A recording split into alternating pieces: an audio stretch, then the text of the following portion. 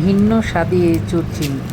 শুকনো লঙ্কা, তেজপাতা, মেথি, কালো জিরে ফোড়ন দিয়ে এঁচোড়, আলু, হলুদ, জিরে, লঙ্কা, আদা দিয়ে ভালো করে কষে নেব। এরপর একটা মশলা করে নিচ্ছি, এতে পেঁয়াজ, রসুন, টমেটো, কাঁচা লঙ্কা আর ধনেপাতা। এদিকে একটা পেস্ট হয়ে গেছে। এবার ভেজে রাখা চিংড়ি মাছ পেস্ট করা মশলাটা এবারে এঁচোড়ের মধ্যে ঢেলে দিয়ে ভালো করে কষাবো। খুব বেশি জল দেব না, চাপা দিয়ে এটা করব।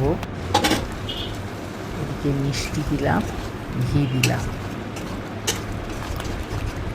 খেয়ে একবার দেখবেন। ভিডিওটা ভালো লাগলে লাইক, শেয়ার, কমেন্ট করবেন। যারা নতুন দেখছেন সাবস্ক্রাইব করবেন।